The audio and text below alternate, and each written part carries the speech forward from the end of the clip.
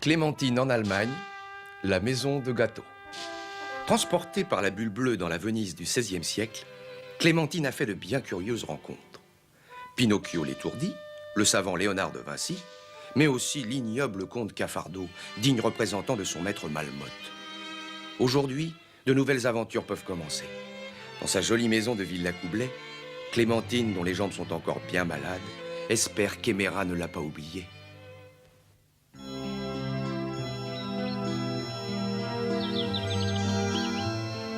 Mon cher Illico, voici seulement 2 jours que nous sommes rentrés de Venise. Et nous allons repartir pour l'Allemagne. Quelle joie! Comme tu vois, mon Illico, même si mes pauvres jambes sont toujours bien malades, je n'arrête pas de voyager. Et j'ai une grande nouvelle. En Allemagne, papa va participer à une grande course d'avion. Et s'il gagne, il a promis de m'acheter une nouvelle robe. Maintenant, j'ai plus d'idées. Ah si, il faut qu'il embrasse les professeurs Patati et Patata. Grâce à leurs médicaments, je n'ai plus mal aux jambes. Et c'est quand même un progrès formidable, non? Oh, je vais lui mettre un mot. Tiens, voilà. Où que je sois, mon Illico, il y aura toujours un fil tendu entre nous deux.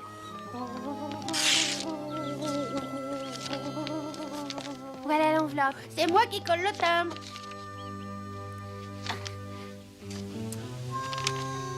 Quel goût il a? Oh, il a un goût de fête. Mais malheureusement, les vacances sont terminées. Allez, allez, mon petit facteur. Cours porter ça à la poste. D'accord. Eh bien, moi, je vais courir retrouver ton papa. En ce moment, il essaie le nouvel avion qu'on lui a prêté. Tu verras, l'Allemagne est un très très beau pays. Dis, Éole, tu l'aimes beaucoup, mon papa? Et lui, tu crois qu'il m'aime beaucoup? Oui.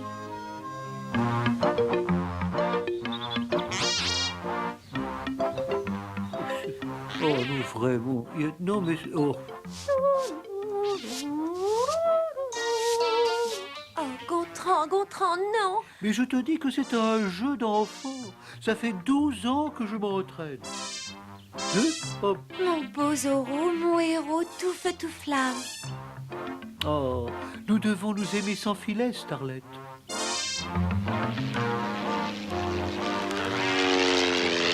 Oh, beau Gontran. Gontran, sort de la piste! Ne t'inquiète pas, ça fait une 12aine d'années qu'il radote la même chose.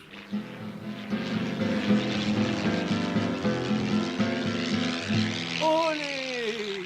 Olé. Oh là, oh là! Souvenez-vous, on ne vole que les riches. Et c'est pour donner aux pauvres. Bien, chef. Très bien, chef. Celle-là, c'est la Louise. Elle est bourrée de lait. En avant. Ah, c'est un grand chef, hein? Ah. Oh, j'ai un petit peu peur. C'est même un très grand chef. Allez, à l'attaque. Je suis Élise des Bois. Le lait ou la vie. Et que ça saute. Oh, oh. Troisième pied à gauche, vous pouvez vous servir.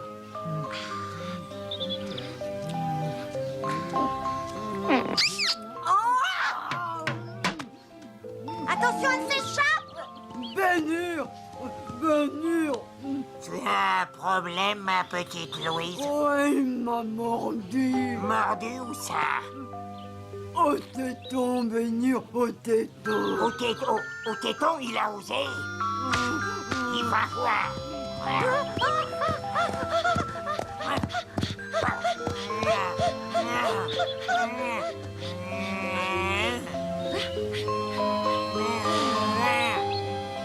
On en a toute la nuit, mon petit vieux.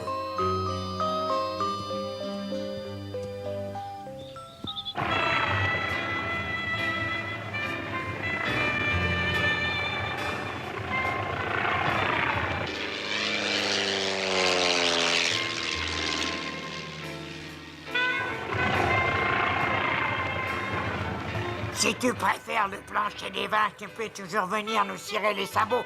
Te gêne pas. Dis, papa, est-ce que tu crois qu'Élise saura retrouver le chemin de la maison tout seul? Oh, malin comme il est, ça m'étonnerait qu'il se perde. Il doit être en train de faire le fou quelque part avec les copains. J'aurais tant aimé qu'il vienne avec nous. Hein, depuis la fin de la guerre, je ne suis jamais retourné en Allemagne. Ça va faire drôle de retrouver ce vieil Engelhardt. Et qui est ce Engelhardt? C'était notre plus cher ennemi à l'époque. Pendant la guerre. Avec ton père, je l'ai tenu peut-être 1000 fois au bout de ma mitrailleuse. Et chaque fois, il nous a échappé. Et nous aussi, on a pu lui échapper 1000 fois. Vous vous rappelez, au-dessus du bois de vos couleurs, on était face à face l'un de l'autre. Engelhardt avec son albatros. Et nous avec notre Breguet. On s'était tellement pourchassés qu'on n'avait plus d'essence ni l'un ni l'autre. Je me souviendrai toujours du salut que vous vous êtes fait en vous quittant. Tu crois qu'il te saluera demain quand tu gagneras le concours d'atterrissage, papa? Oh, tu es mignonne, Clémentine, de penser que ton père va toujours gagner. Mais tu sais, rien n'est jamais joué d'avance.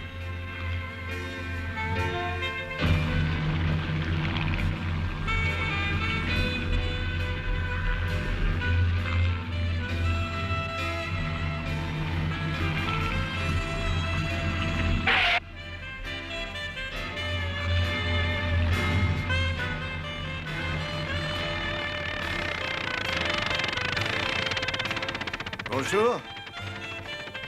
Bravo Engelhardt. Faites la même chose demain et vous emporterez le gros lot. C'est sûrement un concurrent français. Tu vois, Clémentine, si mes roues touchent le V au moment où on atterrit, on gagne. Oh! Il a fait aussi bien que vous. Donc il peut faire mieux. Excellent. Voilà enfin un adversaire à ma taille.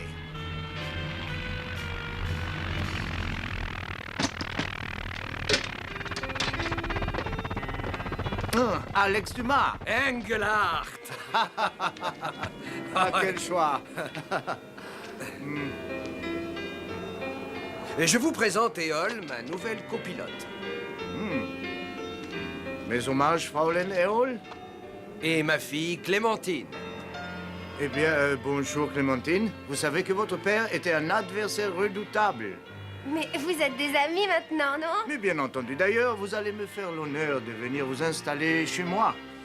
Ma maison vous est grande ouverte, Alex. Basile. Basile, le roi des mitrailleurs. Allez, venez tous à la maison, je vous emmène. J'ai de très belles photos à vous montrer.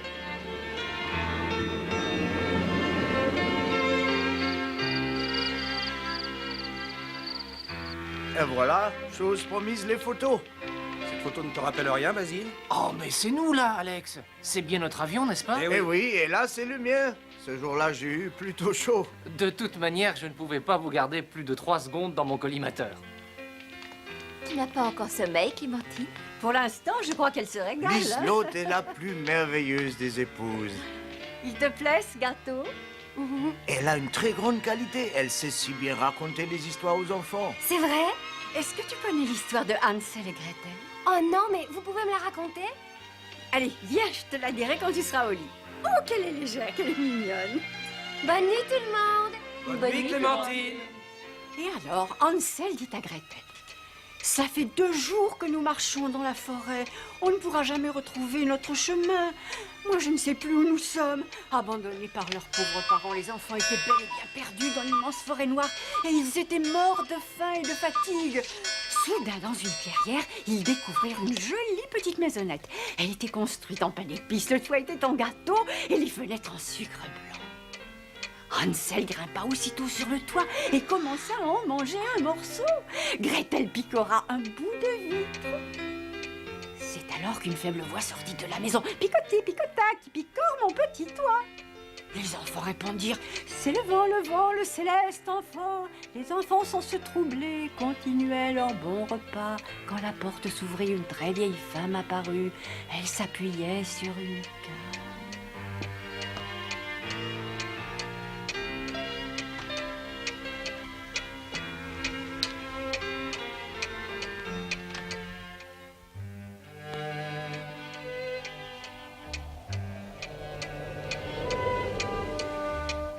Clémentine. Allons, allons, Clémentine, réveille-toi. Tu es là? Que préfères-tu? Continuer à dormir ou partir en voyage avec nous? Nous avons un passager?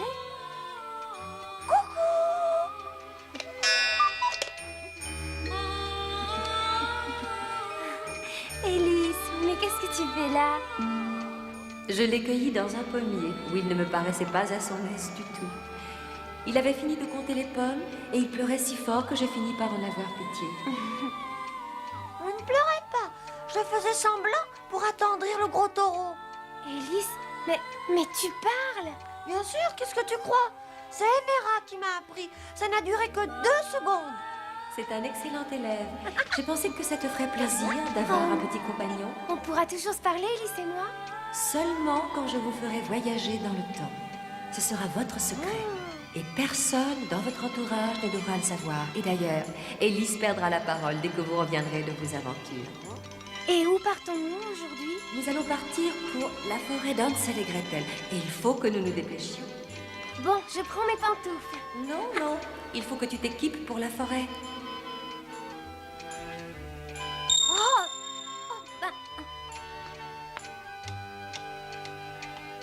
Et moi alors? Je n'ai rien pour la forêt? Toi, tu auras quelque chose de spécial. On verra ça sur place. Pour l'instant, venez, il faut faire vite. Hansel et Gretel sont en grand danger.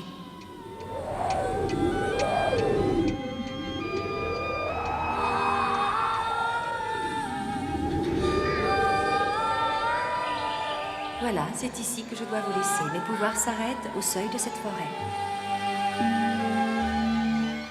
D'autres magies sont toutes puissantes et il faudra que vous en teniez compte. Vous devez partir seul à la recherche de Hansel et Gretel. En marchant tout droit, vous trouverez un chemin qui vous mènera jusqu'à eux. Emera, excuse-moi, mais je n'ai toujours rien de spécial. Regarde bien sur ta tête. Tu as une hélice sur la tête. Oui, maintenant tu mérites vraiment ton nom. Le casque à hélice fera de toi un vrai petit hélicoptère. Il te suffira de penser très fort que tu as une aile sur la tête et que tu peux voler. Et tu n'auras pas de problème. Mais alors il va falloir que je résonne comme un oiseau maintenant. Écoute, Élise, il y a bien des poissons-chats ou des cerfs-volants. Alors vas-y, fais un essai. Ça marche. Regardez, ça marche, je vole. Ah, et comment on fait pour redescendre? C'est simple, tu penses que tu descends. Tu as dû penser trop vite. Tu as tout le temps de t'entraîner. Le chemin est long jusqu'à la maison de gâteau. Dépêchez-vous. Qui me redonnera ma belle Reseda? Qui pourra me délivrer? Quelle voix triste. Elle a l'air si douce. Emera nous a bien recommandé de ne pas nous dérouter. Tu as raison. Ne t'en va pas. Viens donc par là. Mais où êtes-vous? Tout près de toi. Attends-moi ici et tu ne bouges pas. Tu ne bouges surtout pas. On reprendra notre chemin quand j'aurai tiré cette histoire au clair. D'accord. En attendant, je vais pouvoir m'entraîner. Il m'a l'air bien gras, ce château. C'est un repas tout tombé. Je mangerai tout cru.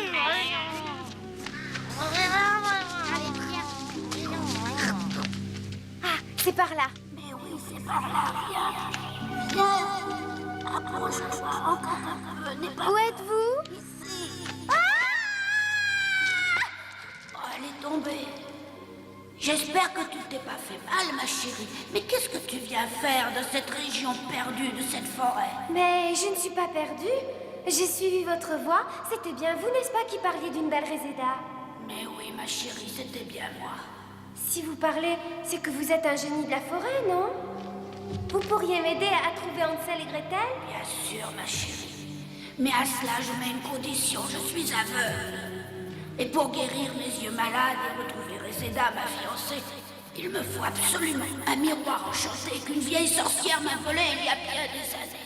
Mais bien sûr, monsieur la taupe, je ferai tout pour vous aider. Tu ferais vraiment tout? Bien sûr, je vous le promets. Mais il faut d'abord que nous sortions de ce trou. Pour toi, c'est très facile, mais pour moi, malheureusement, c'est impossible. Quand tu seras dehors, tu trouveras tout de suite un joli sentier qui te mènera à tes amis. Il suffit que tu le suives et que tu ne te déroutes pas de cette direction. Merci, monsieur la taupe. Et à très bientôt, c'est promis. Ne crains rien car je te prends sous ma protection. Surtout, souviens-toi du miroir. N'oublie pas ce que tu m'as dit. Quand je promets quelque chose, je tiens toujours. Je compte sur toi. Élise? Mais où il a bien pu passer? Élise! Élise! Il est peut-être déjà à la maison du gâteau. Élise!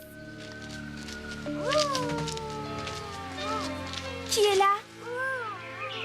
Qui est là? Répondez!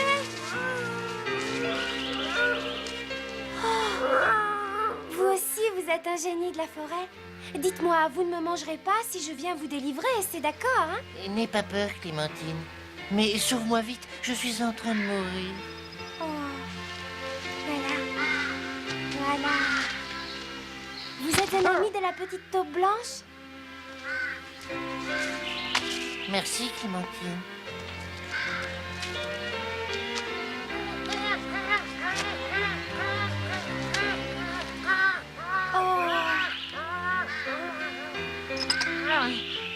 Vous aussi, vous parlez, monsieur le rat? Mais bien entendu, Clémentine. Et je te remercie. Tu m'as sauvé la vie. C'est bien normal.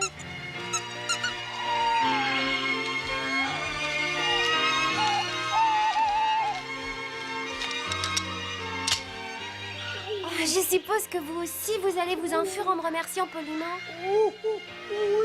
Mais avant, vous pourriez peut-être répondre à mes questions. Êtes-vous un génie de la forêt? Et qui est-ce qui vous veut du mal? Peu importe le discours ou la réponse, seuls les actes ont de l'importance, voyons. Et si le remerciement, Clémentine, t'agace tant, tu m'envoler tout de suite. Oh. Allez, je ne peux pas m'empêcher de te dire merci. Tu m'as sauvé la vie.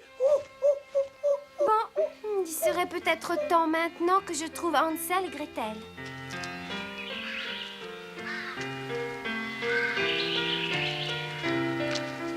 Ah, j'y suis. Mais qu'elle est belle! Oh.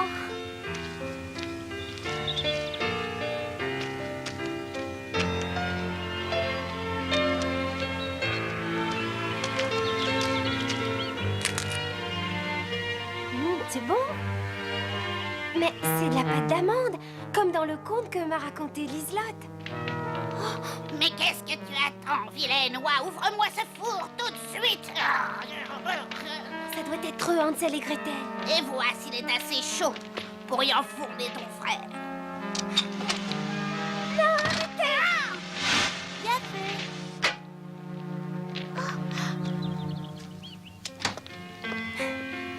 N'ayez pas peur, je suis une amie.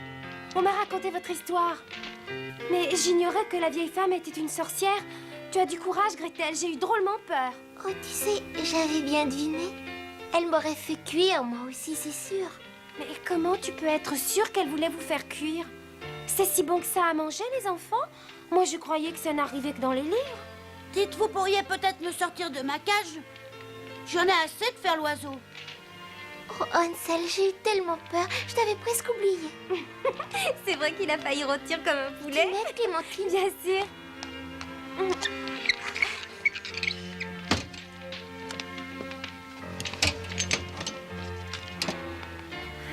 Clémentine, sors-moi d'ici, ça sent la sorcière.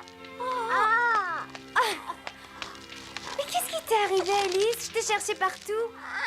C'est la sorcière et un chat horrible qui m'ont fait prisonnier et ils voulaient me manger ce soir. Où sont-ils? La sorcière est morte, je l'ai mise dans le four. Tu n'as pu avoir peur. Et le chat noir rôde dans le jardin.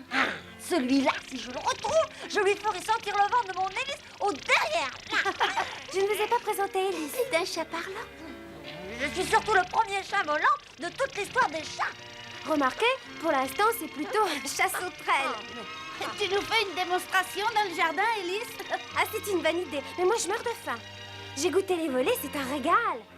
On a toute la maison pour nous. Suivez-moi. Et vous appelez ça une sauterelle, vous? Bravo, Élise. Nougatine, brique en nougatine pour Clémentine. Avec volet en pâte d'amande, mais qui dit mieux? Chocolat, c'est du chocolat. La cheminée est en chocolat, c'est meilleur. Sucre d'orge, porte de caramel et gouttière en fruits confits. J'ai gagné, tu es d'accord, Hansel? Taillot, tu vas voir, mon gros. Je vais te râper les fesses.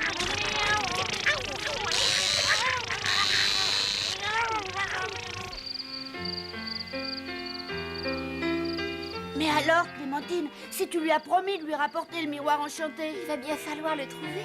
Mais oui, mais je ne sais pas comment il est, son miroir. Elle est drôle, cette taupe. le mieux c'est de le chercher. Allez hop, il faut fouiller partout, venez. Moi, ouvrez, la chasse est terminée. C'est Alice.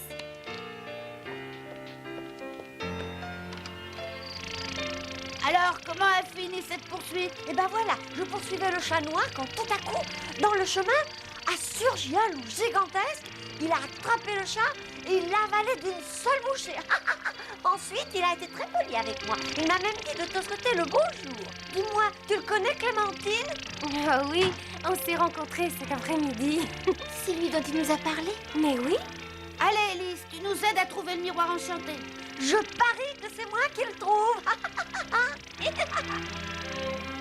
Rien ici. Allons voir à côté. Venez vite, j'ai trouvé un trésor fabuleux.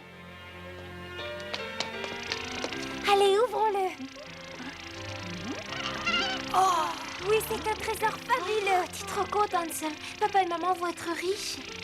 oui, ça va être la belle vie. On va acheter toute la forêt. C'est peut-être ça le miroir de la taupe, tu crois? Oh non, je ne pense pas. Regardez. Sauvons-nous, c'est sûrement la sorcière qui revient.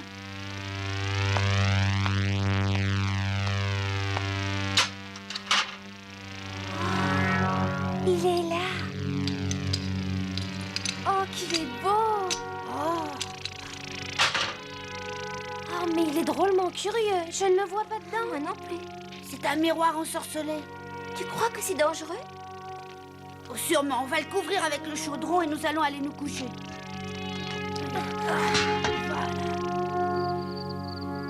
Tu crois qu'il est éteint, le miroir? En tout cas, s'il ne veut pas s'éteindre, je le casserai en 1000 morceaux. Cette nuit-là, Clémentine fit un cauchemar. Au comble de l'épouvante, elle reconnut Malmotte. Un jour, Clémentine, Émerald sera vaincu et tu seras en mon pouvoir. Je te jetterai dans cette opulence impure. Ce sera ton paradis. Et moi, Malmotte, je ferai régner enfin le mal parmi les vivants.